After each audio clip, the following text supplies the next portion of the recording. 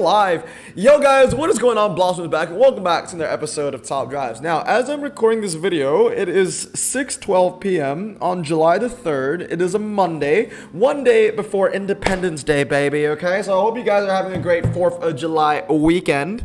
But I want to let you know that I'm recording this on a Monday because I had a very, very hectic weekend. Not because I was busy. Well, I was busy, but I was busy rolling from the floor in between my bed and my bathroom because I was dying from food poisoning the entire time.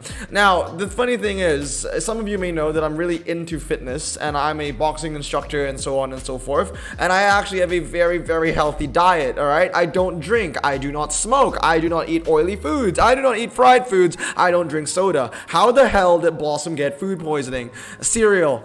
Cereal. Now, it's not Captain Crunch and it's not Lucky Charms because I don't know how you get food poisoning from something as processed as that, but it was fruit cereal. Literally fruit cereal, bro. Like, I think it was like the fruit, and I don't know, but I'm never touching that shit ever again.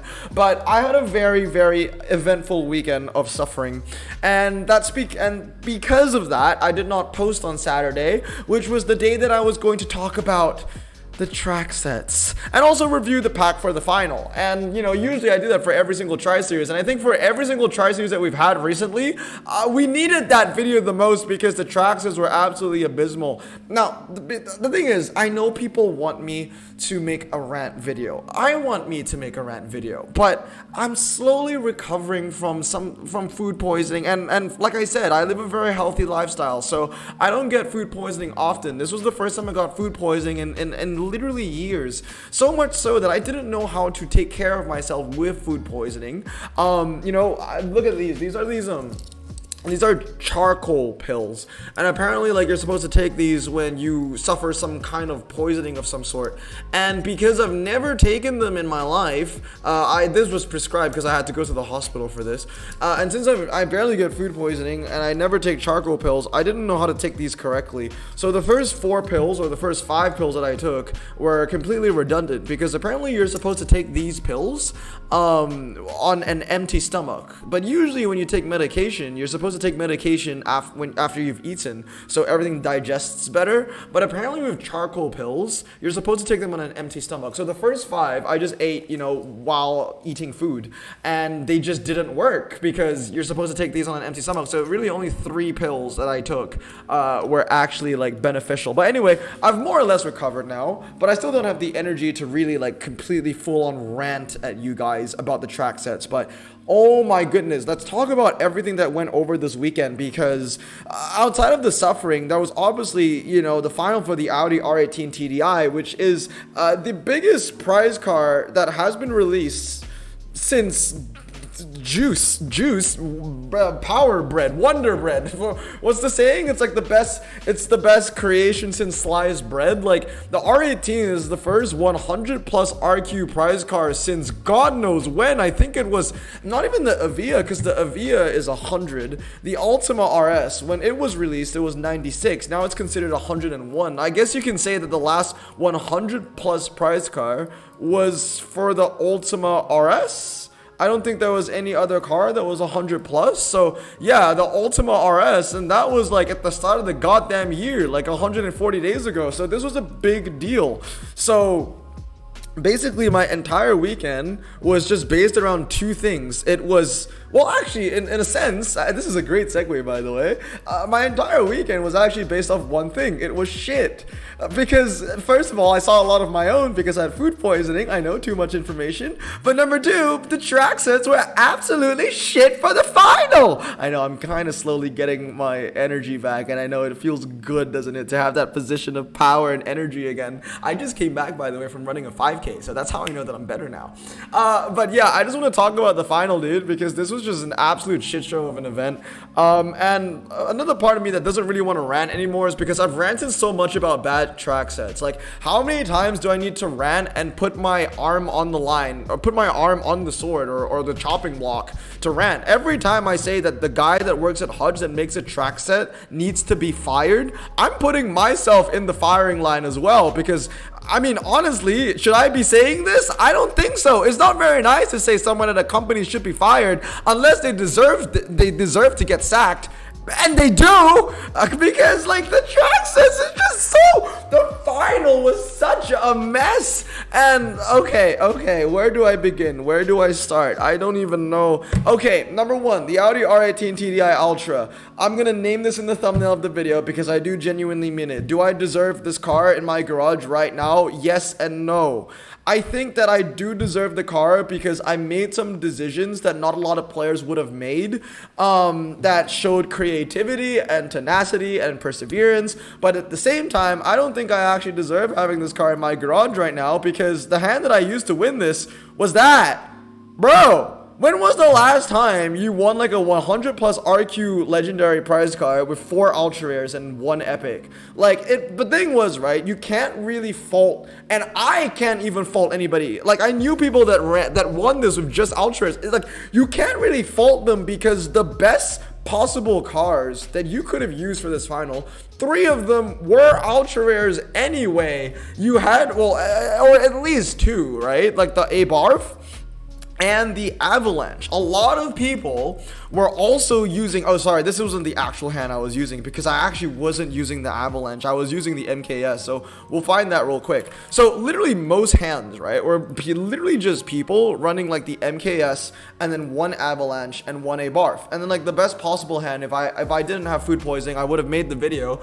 Basically the best possible hand for the Audi final, in my opinion. And honestly, like there were a bunch of best possible hands because the track sets were literally just a cluster.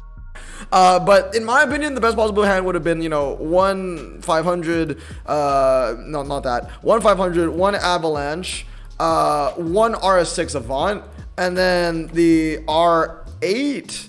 No, not even the R8. So the best possible hand would have been, I can't even remember what it was anymore. No, it's the MKS. It's the MKS, it's the Fiat, the Avalanche, the Audi RS6, or the R8, because it was a 50-50 toss-up. And then last but not least, it was the Pagani, which I don't own. It's the butt Pagani, this one. If you had that because it had like the best MRA for the drags, then that would have been your best option to use. So that would have been the best hand. So the best possible hand, in my opinion, would have consisted of 3 ultra rares anyway. I ran 4, but it just feels wrong and it feels weird. That's the first thing. Also, there are just so many things to talk about. And number 2 was the track sets. The track sets were absolutely horrible. There were some track sets where running Avalanches was the best thing. There were other track sets where running the A-Bar 500 was the best thing. There was a motocross in there just to throw more, you know, cocaine into the wind, if you want to name it that way. It was just an absolute mess. And I think the funniest thing though is let's find those requirements again, right? So it was what is it, car attributes. I hope you enjoy this kind of video because it kind of is like a rant, but it's not really a rant at the same time. This is kind of like a video of me saying I told you so almost, because here let me explain. So it was what, 2009, right? 2009, and then it was up to 2005. And I think, what else? It was non-prize. I never know where the non-prize, non-prize. So these were the cars. Oh, not the Janetta, but yeah, all these, right? The funniest thing was this. So many times, because there's still people that don't believe me, but so many times I've just said on this channel that Audis are completely useless. They are absolute shit if they're not like the highest end. And of course, what shun were the highest end Audis. There's the RS6 and the R8. I mean, these two were the highest end Audis in this final standpoint, in the general sense of all Audis in the game, and these aren't even at the top. But yeah, the funniest thing ever was that you had all these epics, right? You had the Audi TT, the Audi S4, you had the Audi S6, even the Holden HSV. Like, all these epics were completely useless. The ultra rares were just simply better, and that really makes you think about how the balancing system works in the game. If anything, the final kind of showcased how broken the RQ system actually is, and it really shows how freaking useless 4-wheel drive and high top speed can be in situations that actually matter. The fact that the Fiji water car, which is an ultra rare, was a better option than a completely maxed out Holden HSV, which has 90 MRA, tells volume. Literally, the Fiji water car, an ultra rare, was a better dragster than every epic option that was on the table. If you didn't have the Holden of Fiji, then the next best thing was literally a Pagani, or I should say the other way around. If you didn't have a Pagani legendary, your next best option was not an epic, but an RQ59 Holden. It's actually ridiculous. The epics were terrible, and it really put you in a situation where only 3 epics, not even, only 2 epics were actually useful. It was either the RS6 Avant or the Audi R8 4.2. The RS4 was okay if you didn't have these 2 Audis, but you really were in the situation, and the audacity of Hutch to release a titanium pack where you were guaranteed an epic. Now, remember this, right? You're guaranteed an epic, but out of the 12 epics that you could have gotten in the final, these 2 were really good, but they were also really useless in the final. And the first 7 from the Porsche all the way to the Holden were just going to get beat by ultra rare options anyway. It's such a shit show, man. It's actually ridiculous that I'm even having this conversation with you guys. Like, what does this show? Does this show the ineptitude of the people that are designing the event? Or does it show the ineptitude of, the fact of the people that are designing the RQ in the game? If anything, this final just showcased that Hutch don't know the game. They don't know their cars. They don't know their RQ. They don't know what the hell is going on. Like, at the end of the day, like, you needed, like, very, very specific cars. Like, very, very specific ultra rares, very, very specific legendaries. You couldn't even use the damn Morgan, and you couldn't even use the GT3 RSR. Like, it's actually crazy. This entire final, like, I was in enough pain this weekend with the food poisoning. Like, I just didn't have time to rant for all of this. But can you imagine you spent it was 5,000 gold, right? Obviously I bought it. I got lucky because I lucked out. I got the Ginetta. It was useless for the final, but at least it's a good car. Can you imagine you spent 5,000 gold, right? That's almost $50 US. And the guaranteed epic that you got, congratulations, is an Audi S6. This would have been the worst option because not only is it a crappy Audi, it's not even a new photo. This is what the ultra rare Audi used to have. Like, this is an old photo. At least, hey, look, like, that's a new photo, right? That's a new photo. But that isn't even, like, that would have been the worst option. Or can you imagine you got a legendary, but surprise, surprise, it's a Morgan Era. That was the worst case scenario because, like, it's not even useful outside of the final. It's a crappy epic. It's one of the worst RQ80s in the entire game. And, like, it's like, the pack was a mess. The best things that you could have gotten from this pack were cars that weren't even useful in the final, which was the Exige GT3 and the G50. And as you can see from my collection, well, I'll show you right now. Wait, I need to get rid of, what do I do? Okay, there we go. Yeah, as you can see, yeah. I have unpacked 4 of them. Well, I've unpacked 3 of them because I had 1 already. But anyway, let me tell you about the journey. So, initially, when I was racing in the final, the hand that I was using was this. I was running the Avalanche, the MKS, the Holden of Fiji, the Abarth, and the Audi. And I realized, okay, the thing about this hand was that I was able to beat, like, 12th and 13th place with this, but they could also beat me.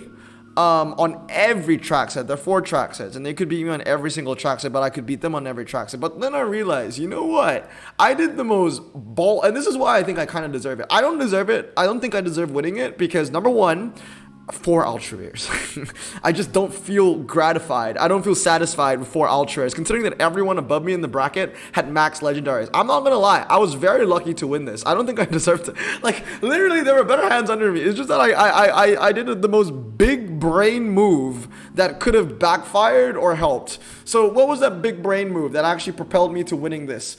I actually got rid of the Avalanche, and I was like, you know what? That one motocross track set? Yeah, it can go fuck itself. Like, I'm not even gonna bother about it.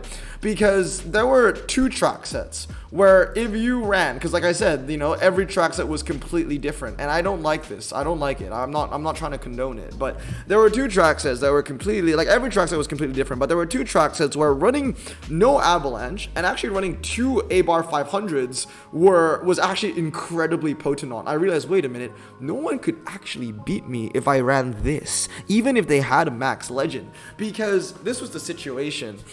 On that track set, the one of the Forest Road, where the RS6 is actually better than the Audi R8, if you had a max legendary Zonda, for example, and you had a max Audi R8, and you ran an Avalanche, an MKS, and a Fiat 500, and you got the one track set of the 2 slaloms, and you came up against my hand, which seems weak because it's 4 ultra rares and an epic. The thing was, your Pagani would beat my Fiji water car, but less than 100 points. Your R8 wouldn't beat my RS6 on the Forest Road, so that's a win. You would draw against one of my 500s because you have that. You would draw against my MKS because you have that. But then, oh no, you're running an Avalanche because there's a motocross track set, so you want to run the Avalanche because you don't want to lose by 250 when you get the motocross track set. But since you didn't get the motocross track set, you got the tracks that have 2 slaloms, and you're running up against a guy with 2 Fiat 500s where the Fiat 500 is actually better on, you're actually losing. So like, even if you had a max legendary, I could actually beat people with max legendaries with this hand on those 2 track sets. So I like I said, I went balls to the wall. I was like, all right, so for the last like couple of minutes of the final,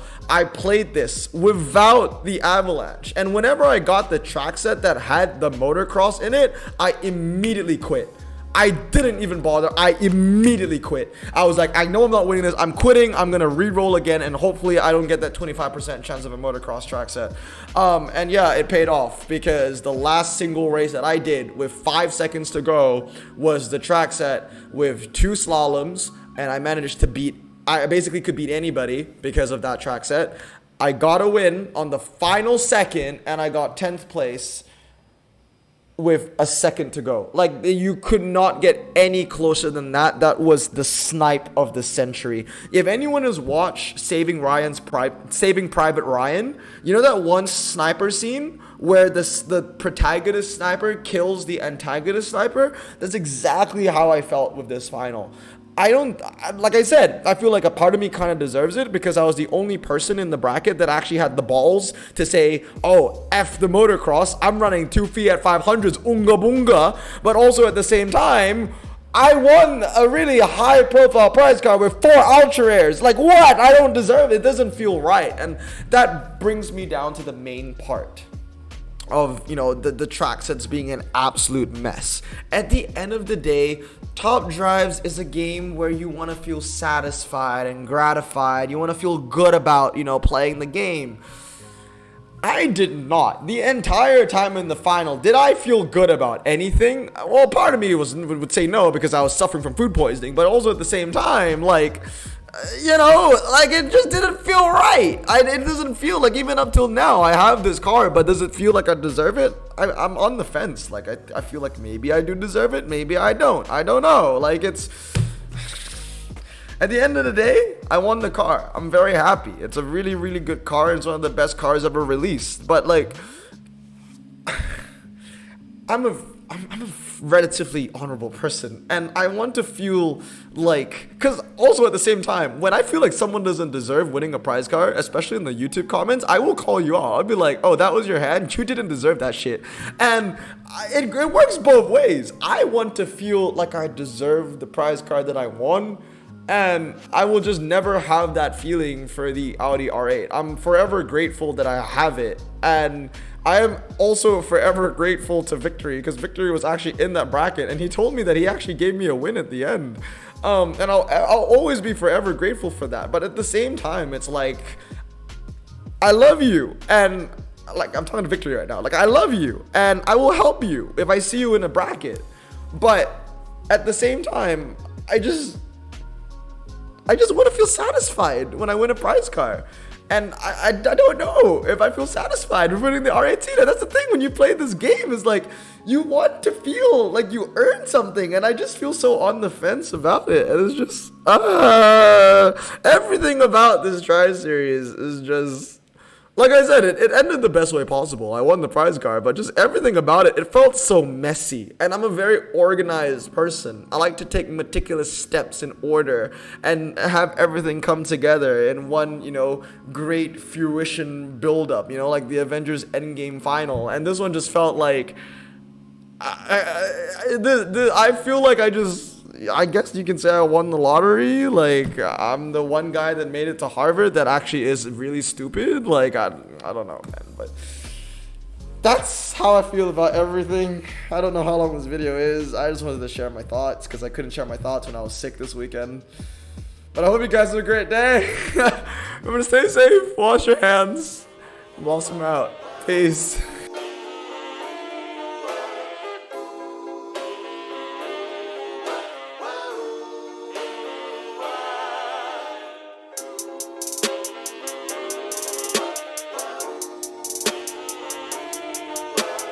Bro, this song just makes me so happy. Me too. Imagine being Asian in the 50s, looking nifty, leather jacket, looking sleek, look like Presley, look so deadly. Got a jukebox back at home, feeling jazzy, turn it on and play it slow, like the movies with the ladies. They so fine. Imagine being Asian in the 50s, looking nifty, leather jacket, looking sleek, look like Presley, look so deadly. Got a jukebox back at home, feeling jazzy, turn it on and play it slow, like the movies with the ladies. They so fine. Sit back, relax in my Bonneville Pontiac. Hold tight